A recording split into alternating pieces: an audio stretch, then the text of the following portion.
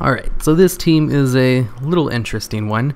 Basically, it uses the Fiendish Imp Senjin Fetish combo, where you go into your Fiendish Imp first, you Nethergate to switch out your opponent's pet, do that free damage and mess up their strategy. Set up Immolation, which does damage to the current pet, even if you switched out, and then you switch them out into Senjin Fetish, and then basically just set up Wild Magic. That way they take extra damage from the Immolation in the back row. And then you just go from there, switch into the Arctic Hare if you run into any undeads, because he's just really good at dodging abilities. And then Senjin Fetish actually hits pretty hard for having a Seer Magic. He's also really good against undead since he has a Seer Magic and he can just cleanse himself from the Unborn Valk's dots. Plus, he can put up a dot himself. He's not really good against undeads, though, even though he does have Seer Magic, because Flame Breath does less damage to them, so that's why the Arctic Hare is in here. He's way better against them. He's able to dodge abilities like crazy, and he can just flurry them to death. Plus, this guy is really good at killing mechanicals, so it's really... this team is just covered against the meta, which is basically mechanicals and undeads. Alright, so this first team we're going against is a really good team with the Weebomination, an Arctic Hare, and an Unborn Valk. He starts off with his Unborn Valk, undoubtedly trying to go into his dot combo. I switch him out. That way I can set up my Yata-Garatsu, put his Immolation up, and then switch into the Senjin Fetish. That way he can put up the Wild Magic, so he'll take extra damage from it. While his Weebomination is presumably just going to keep spamming Cleave until all the pets are really low, which is a great strategy, because Weebomination is great for that. Wild Magic, and then I'm going to set up the dot, which means he's going to be taking a lot of damage right now. He uses a Hellmaker for some reason. Usually Weebominations only use that when they're on the turn of immunity, because it doesn't really matter if they get stunned or not, but whatever, I guess he felt really threatened. I set up my dot and Wild Magic, which means Unborn Valk's going to be taking a lot of damage now. He sets up his 2 dots, which is great, because now I can just cleanse them and not take any damage from him. Plus his Unborn Valk will come back to life, which means I can just deal with that again. I use my cleanse, get rid of it, and I'm going to set up a Wild Magic on him because I'm taking a lot of damage. I also try to just set up a Dragon Breath, that way he gets a little dot on him as well. And then I decide that's enough. I'm going to switch out into my Haikyuu, and this is where pure breeds really come in, because my Haikyuu is the same exact rabbit, except he's the correct breed at an SS.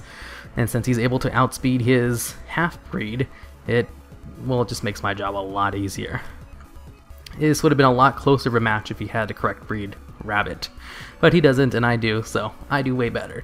And then I'm able to take out his Unborn Valk with my Haikyuu without actually taking any damage from it, and then I'm going to be able to do some major damage to his Weebomination as well before it's able to consume, which is going to have to try to do right away, but he was greedy, tried to get a little bit extra damage in, and I'm able to kill him before he's able to heal up.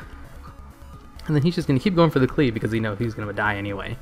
And I'm just going to dodge his Hellmaker, because why not? Because I also have this turn of a dodge. And then I'm going to finish up his rabbit because I'm faster than it as well. So one more flurry should be enough to take it out. Alright, and this next team, going against the wrong breed Death Adder Hatchling, Phoenix Hatchling, and a Little Bling. Now, if he had the correct breed of a Death Adder Hatchling right here, the SS one, he would have been able to outspeed me, and this would have gone a lot differently. But since he didn't, he actually has the worst breed of the balance one. I'm able to switch him out, put up my Immolation Shield, go into my Fetish, and set up Wild Magic, which is going to do some major damage to this Hatchling, since he's already used his Conflagrate without the double damage. But he's able to do a lot of damage to my Fetish for some reason. And he's able to actually kill me before I'm able to purge the dots. I just keep going for the damage because I know I'm going to die anyway, so no real reason to purge the dots because he's able to actually do a lot of damage to me for some reason. I'm able to kill him as well, but 1 for 1, not half bad. Plus I'm able to set up a Wild Magic on his Death Adder Hatchling during this round. He just chooses not to attack. I go into my Yata-Garatsu again. I'm going to switch him out because I assume he's just going to switch back into the Death Adder, since my Yata-Garatsu has a huge advantage against his Little Bling. He's faster and has 2 attacks that are doing lots of damage to him. So he's not switching him out, so I'm just going to take advantage of this and just spam Burn on him. Even though I'm going to get really low, I am going to be able to kill him, no problem. One more hit right here. He activates his Racial. He's going to try to do as much damage to me as possible, but since I'm faster than him, I'm just going to take him out with 1 more Burn. And then all I have to do is deal with his Death Adder Hatchling, who isn't going to be able to do much since both my pets are faster than him, and the only reason Death Adder Hatchling is good is because his SS breed is really fast, and it would have been able to outspeed both my pets. So he finally sets a blinding poison. I could just stay in and take it, but I'm going to switch into high IQ. That way I can dodge his next couple attacks. Set up dodge, he's missing his Conflagrate ability. And one flurry plus one more flurry is all it takes to take him out.